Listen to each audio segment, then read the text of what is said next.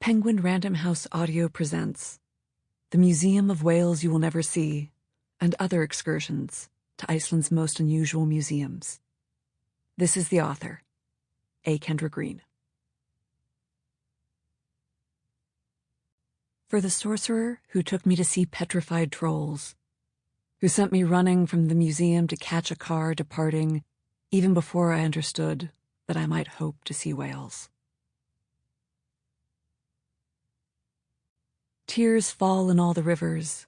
Again some driver pulls on his gloves and in a blinding snowstorm starts upon a fatal journey. Again some writer runs howling to his art. W.H. Auden, Journey to Iceland.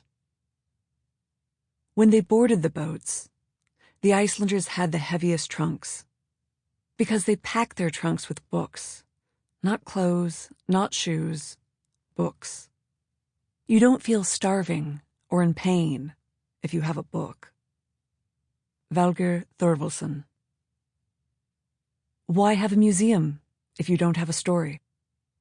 Valdís Einarsdóttir. Points of reference. Mass and weight. 4 kilograms equals 8.8 pounds equals 16 merke equals the approximate weight of a human baby.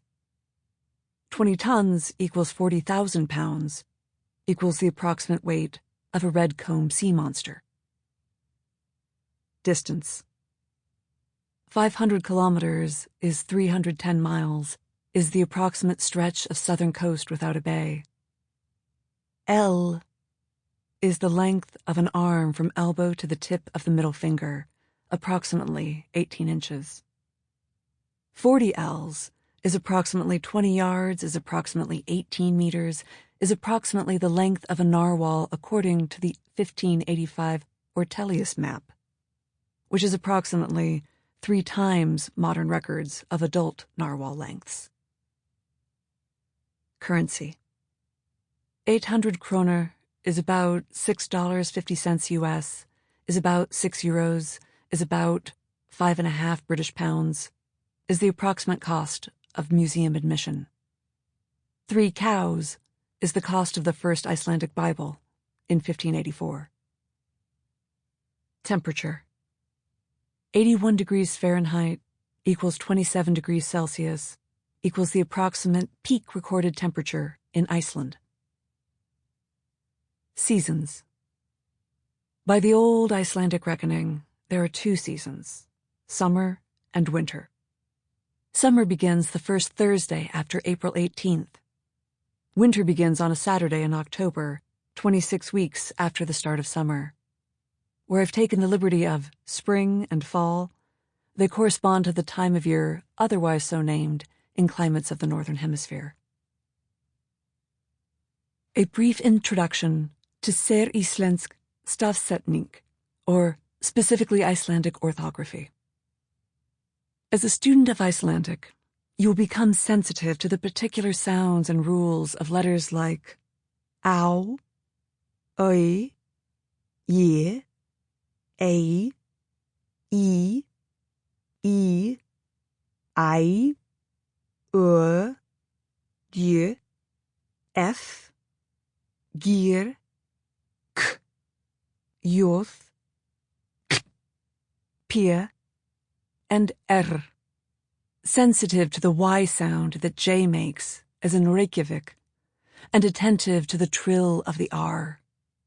As a tourist to Icelandic, you might muddle through the acute accents, but at the very least, you'll want a passing familiarity with Eth and Thorn. The letter Thorn is a survivor. It was popular in many historical languages, Old English included, but Icelandic is the only living language that still uses it. In shape, it may resemble a pedestrian P, but it sounds like the th in Thor, god of thunder and strength. Look for it in the bird name Thorsani, or the last name Thorstinsson, or the first names Thordr or Thorvaldur, and you can't miss it in the full name Thorbjörn Thorvaldsson. It is the soft, voiceless, almost whispered th of thick and thin and thistle. The letter eth shares ancient history with that runic letter thorn, and will come in handy if you have a brush with Faroese or Elfdalian. It looks like a D with a bar through the middle, in the uppercase, which won't come up much since it never starts an Icelandic word. But the lowercase shows up plenty. It's there in towns like Siglufjordur and Bjarnarfjordur and Ólafsfjordur. It's there in basically every Icelandic home, though it's been centuries since anyone bathed in the room called bathstofa. There are those who would rather transliterate it to the visually similar D, but it is there nonetheless, making a voiced, vibrating th sound, like this. Arrival. Lilia collects me from the airport bus under a gray morning sky, and swinging my bag into her little silver car, asks if I got her message not to worry about the volcano.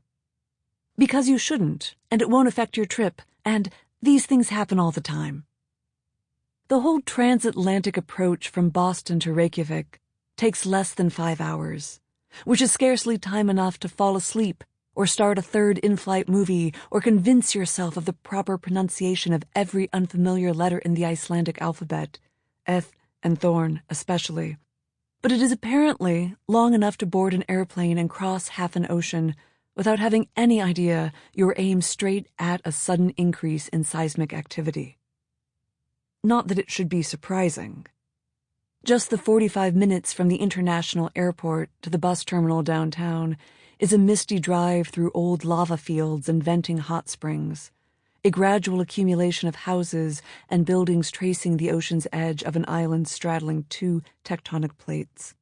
An island that rose up from these waters in the first place precisely because of those plates, their penchant to slip and grind and spill their molten heart. Lilia says, "Don't worry about the volcano," and in the same breath begins to describe the possibility of ash clouds and gas masks and helicopters plucking hikers from the mountains because there's no better way to alert them that they may be in mortal peril.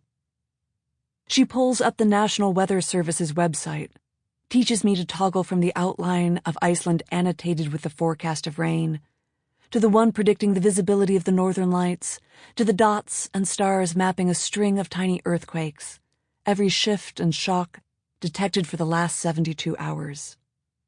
Mostly, on the map, they register not much more than a 3.0 on the Richter scale. I grew up along another shoreline, in California, and the freckling map prompts a certain kind of nostalgia, a tenderness for these almost imperceptible events. I am to keep vigil, Lilia says. I am to refresh and refresh and refresh the map. It doesn't matter that these are tiny. It doesn't matter that they are all but obscure. I am to watch whether the number of tremors waxes or wanes. I am to notice how their alignment is not random, every one of them a sign. I am to witness. Their accumulation, in fact, articulates the frontiers of fault line and fissure we cannot otherwise see. It describes those underpinnings, shaping everything else. And though we may tremble, it points us ever toward what may just happen next.